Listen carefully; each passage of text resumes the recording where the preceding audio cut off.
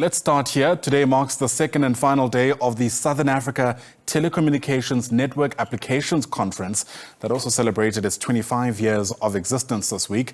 Delegates at the gathering are hopeful that artificial intelligence will be used to transform business, education and healthcare in Africa.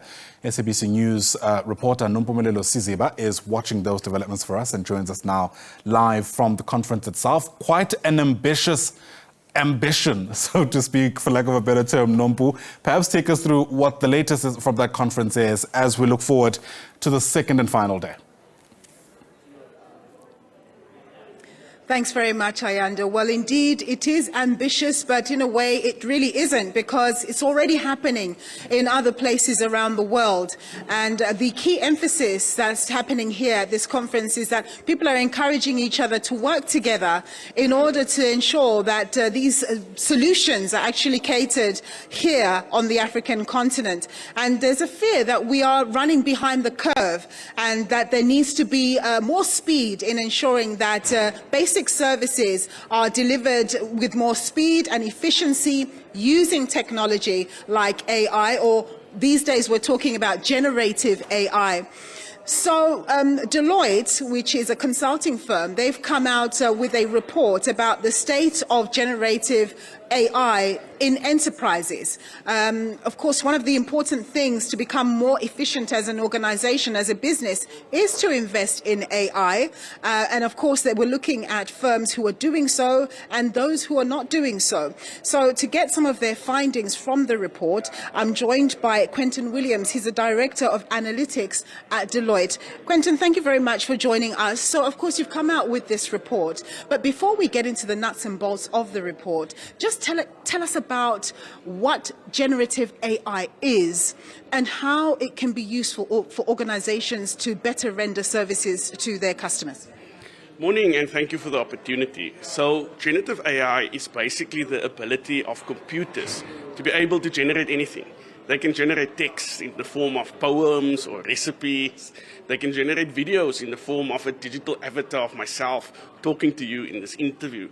They can even generate images, and you can prompt it and say, create an image of my grandma in Disney World.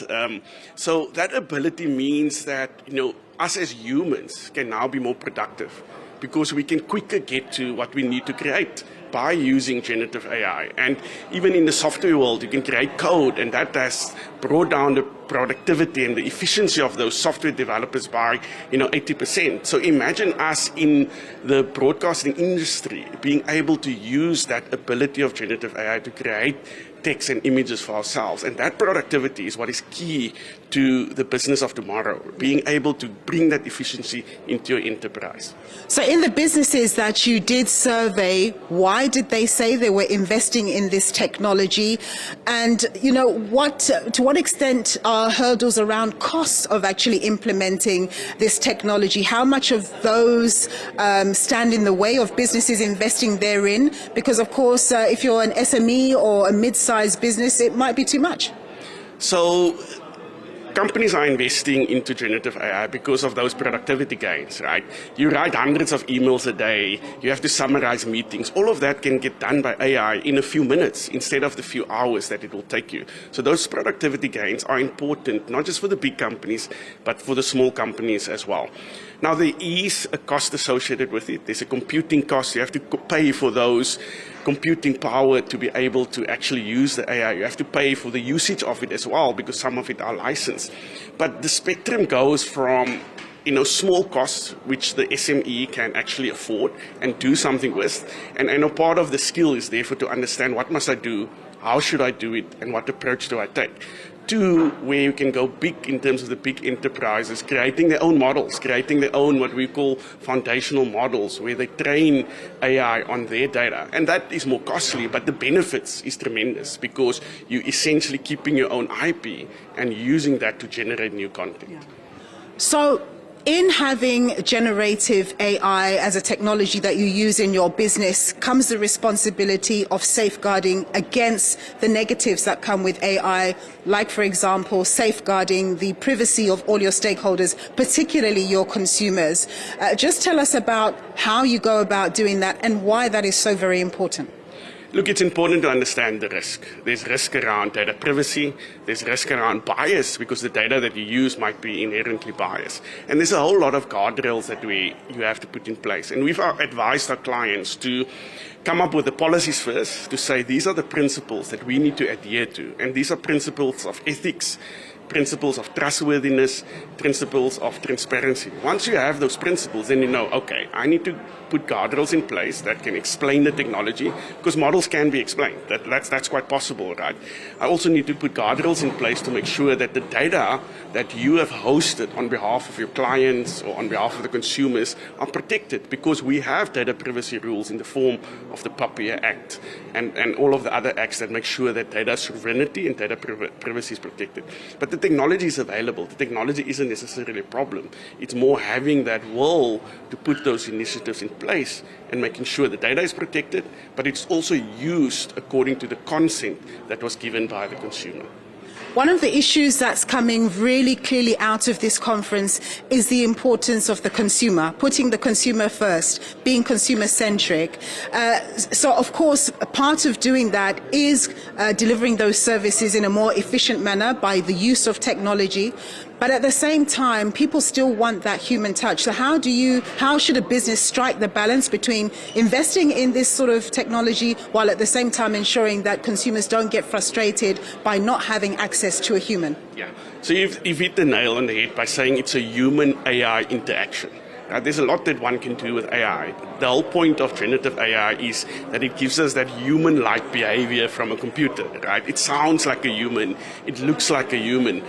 But you can only do so much, right? Because otherwise people would get frustrated. But I want that emotional touch. I want that engagement. I want to look into somebody's eyes and know that I can trust them.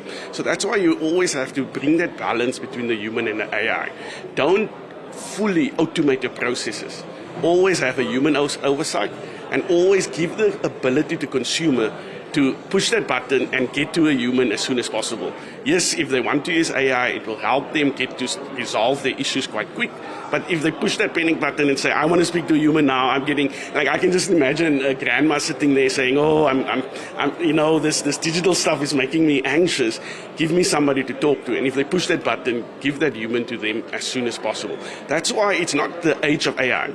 It's the age of human plus AI. And that's the benefit that we'll see in society.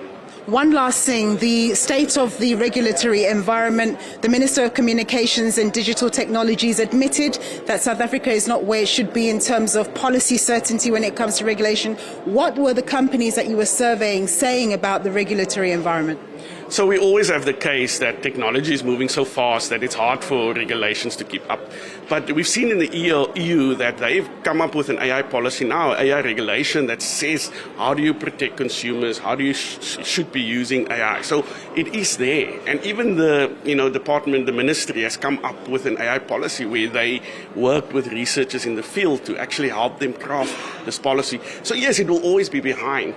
But the key thing is that businesses are now taking their own responsibility. They know that they are dealing with consumers. They know that they have to be ethical. They know that they have to be sustainable. They have to look on behalf of the well-being of the consumer as well. And they are creating their own policies. They're not waiting for regulation. So we are actually advising our clients to say, create your own policies, make sure that you put in the safeguards in place and make sure that you put the consumer first, because the principles of ethics and transparencies are human principles. It's not something that you need to wait for regulation to be out there. Regulation will come. I'm very sure of that. Like I said, there's already movements in government, but businesses must take that accountability and responsibility to do it themselves. Quentin, thank you so much for speaking to us and for your insights there. That was Quentin Williams. He is the Director of Analytics at Deloitte, just telling us that AI is very important. It's here already, and businesses who want to be ahead of the curve need to start thinking about adopting it so that they can render better services relative to their competitors. It looks as though if you don't really get in on that game, you're going to be trailing behind, and perhaps your survivability won't be all that. So with that, I'm going to hand it back to you in studio, Ayanda. All right, a sobering warning indeed. Nompumelelo, Siziba, thanks very much indeed. Nompu reporting live there from SATNAC, otherwise known as the Southern Africa Telecommunications Network Applications Conference. Nompu, thanks very much indeed.